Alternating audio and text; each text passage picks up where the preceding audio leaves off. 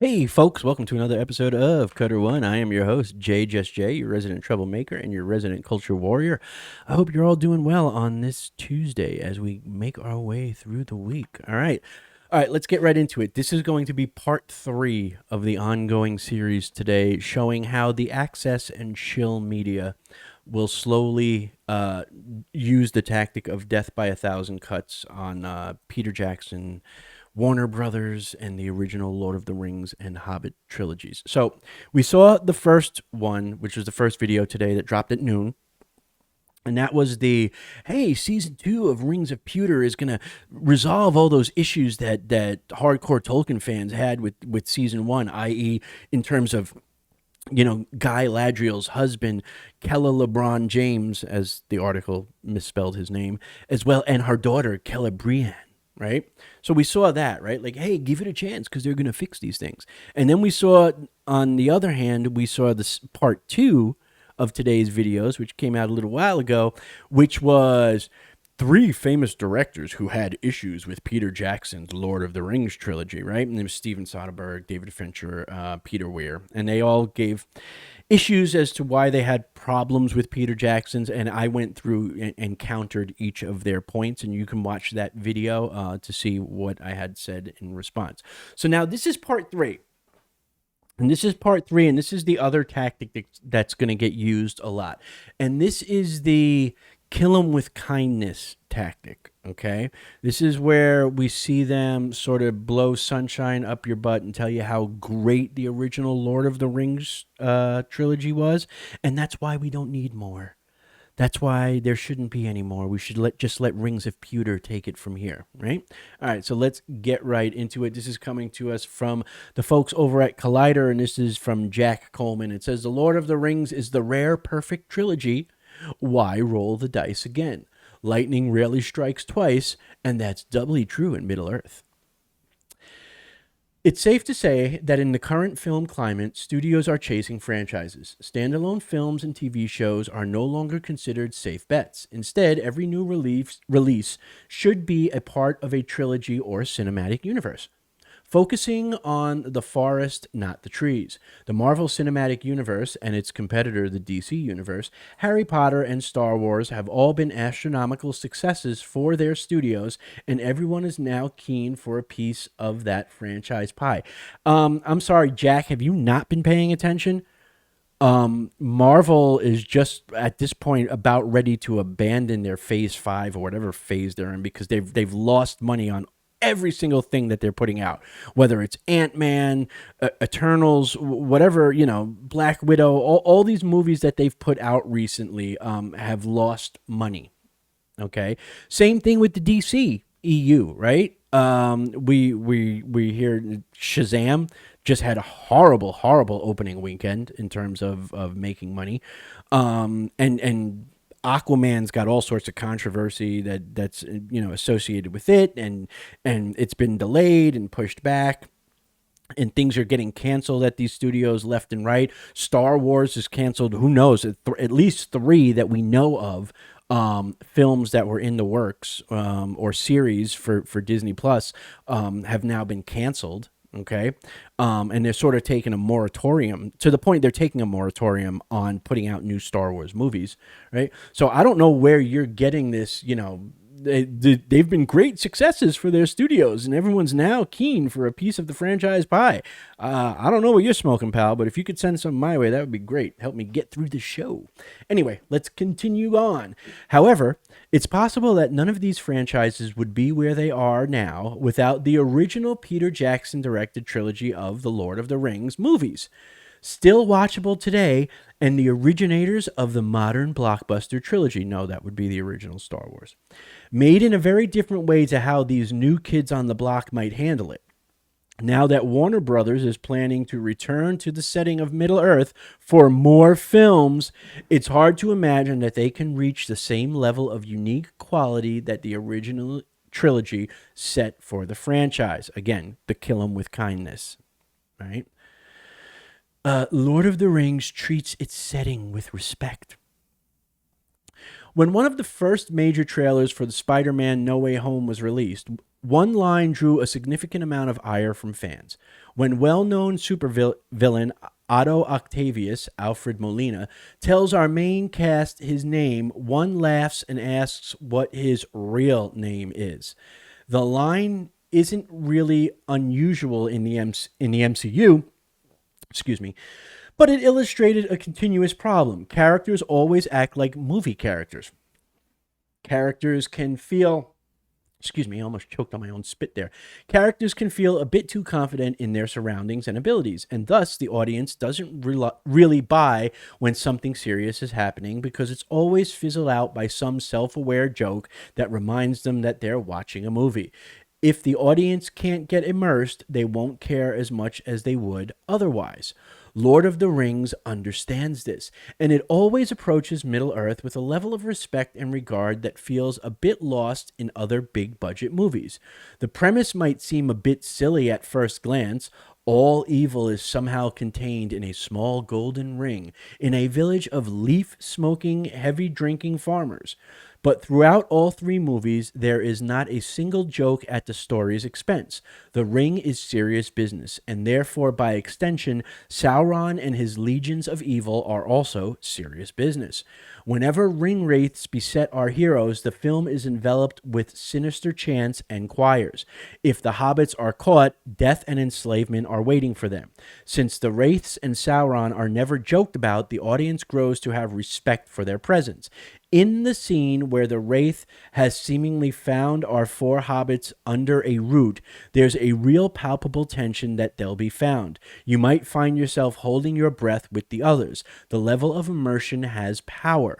The movie's getting in your head in the best way possible, and I don't disagree with that. It's not just fear that the movies easily get across to their audiences, it also succeeds at communicating the grandeur of the setting itself. Middle Earth is given the beauty it deserves through the awe inspiring vistas of New Zealand, and every area feels dripping with history and a real sense of space. The films also communicate sadness quite well, giving room for moments of true despair when it's warranted. When things are truly hopeless, the audience is left in that space. No quips or jokes can save them from this feeling. Though that's not to say there are no jokes, they're just cleverly spaced out so that they never trample over a different emotion that the audience should be feeling. Even the two closest characters the Fellowship has to comic relief, Merry, Dominic Moynihan, and Pippin, Billy Boyd, still have dramatic moments and important roles to play in the events of the story. Lord of the Rings rejects irony and self-awareness for sincerity. While focusing on setting and character makes the world of Lord of the Rings feel lived in and real, the reason that the franchise has fared so well is its focus on sincerity and honest emotion. Movies and TV shows these days can feel a bit insecure about their big emotions, lampshading them with quick quips and jokes, or even a fourth wall break. This is usually in place to ensure that the audience never assumes the work is, quote, pretentious or, quote, melodramatic. There's nothing wrong with that, in theory, but overuse means that nothing can feel genuine anymore. If the writers are too afraid to leave the audience alone to experience big emotions for fear of judgment, everything ends up feeling immature and the audience is never allowed to immerse themselves. It's as if a film interrupted its story every 10 minutes to yell, "Oh, but don't worry, it's a movie." Lord of the Rings never gives in to the impulse to undercut scenes or interrupt genuine emotional moments. This has a cumulative effect that makes everything in the movies feel impactful because the audience is properly immersed in the world.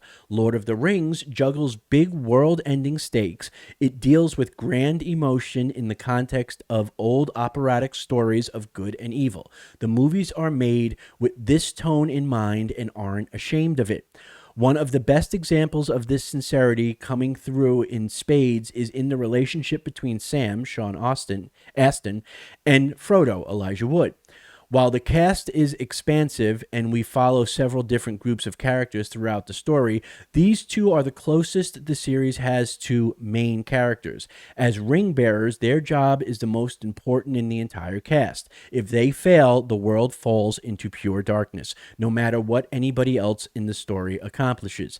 However, juxtaposed to the grand heroes that make up the rest of the cast, the two feel remarkably grounded, just two regular guys from back home who need to do the impossible. As they travel, their friendship grows. As the tension and evil of the rings drive them into conflict after conflict, the journey becoming more painful with every step.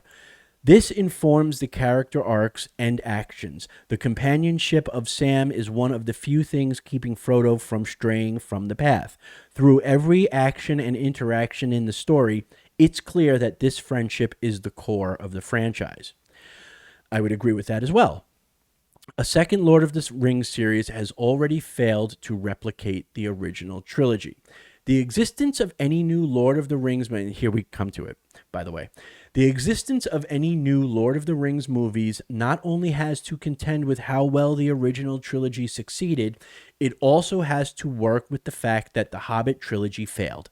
Mired with directorial changes, a complete lack of pre-production compared to the original's years-long pre-production, an over-reliance on CGI, and largely weak character writing, the Hobbit trilogy is a disaster in almost every sense of the word. While lucrative, it would have probably been impossible for a sequel series to The Lord of the Rings to flop. The film declined in critical and commercial success as the movies went on, leading to the mess that was The Battle of the Five Armies, the lowest grossing Middle-earth movie ever to be produced, the sixth highest grossing of 2014, but the point still stands. The movies feel decidedly absent of almost everything that made the original movies good. The world is still beautiful, but it feels less tactile and lived in since the CGI is stretched far beyond its ability in order to compensate for shortcomings.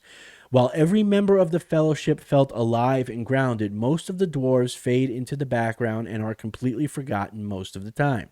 The films feel desperate to capitalize on nostalgia for the previous films by shoehorning in characters like Legolas, Sauron, and the White Council, who never appeared in the book, and adding a love triangle that feels embarrassingly shallow and motivated entirely by studio-mandated attempt to broaden the film's appeal. Where else have we seen that in relation to Lord of the Rings?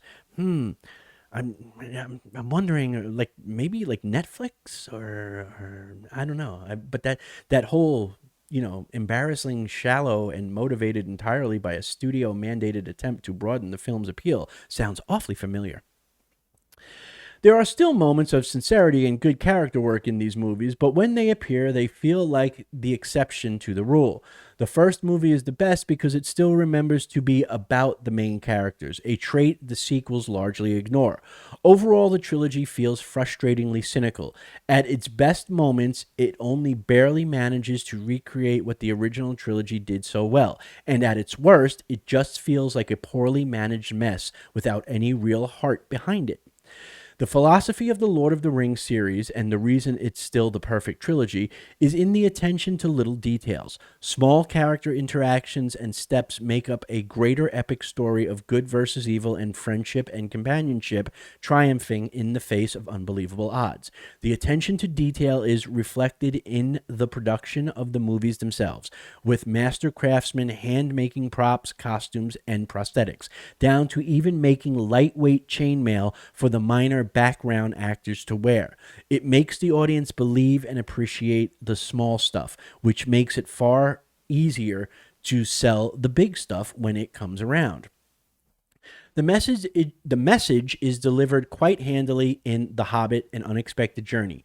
Even stopped clocks are right sometimes. When Gandalf, Ian McKellen, answers Galadriel, Cate Blanchett, why he brought Bilbo, Martin Freeman, along for the quest, he answers that while Saruman believes great power is what is required to keep evil at bay, Gandalf believes it is regular folk being kind and showing love that makes the real difference.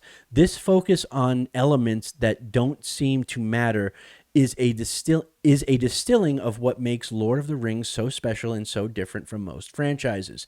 There are grand heroes and saviors galore, but it is in its sincere attention to the small, simple things that resonate with people even today.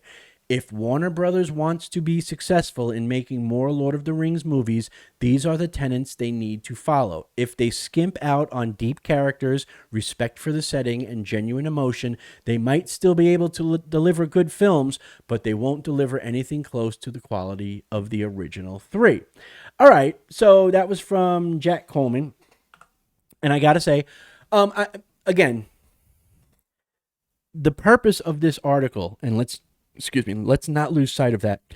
The purpose of this article is it's sort of backhanded compliments, right? It's saying how great the original trilogies were, and yet at the same time saying this is why we shouldn't make anymore, or this is why Warner Brothers shouldn't make anymore, right? And you know, while I agree with what he points out, reasons why the original trilogies work, he does overlook some facts. The Hobbit was, in fact, had a lot of studio exec mandated things put into it that Peter Jackson, when he was brought on board, was opposed to. One of them being I believe the character was Philly, the dwarf, and Toriel, the female elf.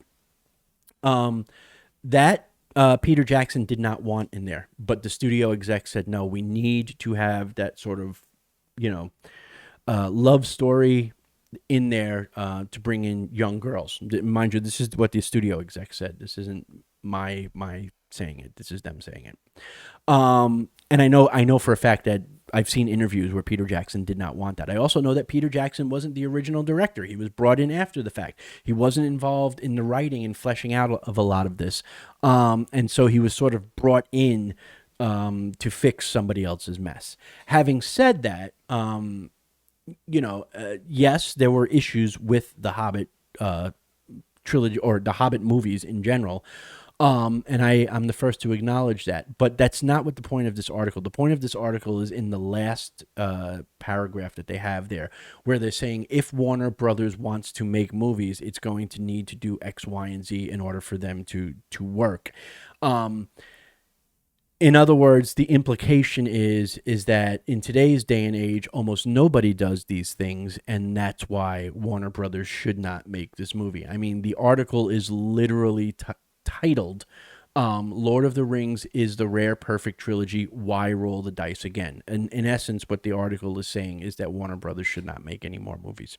Okay, and what it's doing is it's complementing previous Warner Brother iterations of Tolkien's work and saying how good those were and how much they worked, right? Although it does point out that The Hobbit had shortcomings. But what they're doing is they're saying, hey, listen, the last time you did this, it was so great and stuff like that you really shouldn't do it again. And I just thought that was interesting to see Collider putting that out. But yeah, I think that's going to do it for this one. Again, this is part 3. We saw hey, Rings of Pewter is going to answer a lot of your questions and fix a lot of things fans had problems with. Then we saw the attack on Peter Jackson by, Soderbergh and David Fincher and Peter Weir. And now we're seeing hey, Warner Brothers, your original Lord of the Rings trilogy was so great, you shouldn't bother trying to do this again. But wait, there will be more. There's still 2 more videos that I have to put out later today. So, all right. So be sure to check those out. Check out the previous ones. Like I said, that's the recurring theme all day long today, is showing how they're trying to tear down or lessen Peter Jackson, Warner Brothers, and the original Lord of the Rings trilogies in order to prop up the Rings of Pewter. Okay, so this is video number 3. And that's going to do it for this one, folks. Remember, if you like the video. If you want to share the video, by all means, get it out there. It helps us with the YouTube algorithm. If you have not subscribed yet, now is the time. We are holding the line for Professor Tolkien and his works, as well as other high fantasy and Dungeons and Dragons and Dragonlance and Elder Scrolls and all of that stuff. So I would hope that you would consider joining us and hitting that red subscribe button and turning it gray. And if you are a returning subscriber, as always, I thank you from the bottom of my heart. All right, guys, that's going to do it for this one, part 3. Let me know what you think down in the comment section below. Until next time, I will see you then. Remember to be good, be safe, be awesome, but most importantly, stay more dorkish. Peace.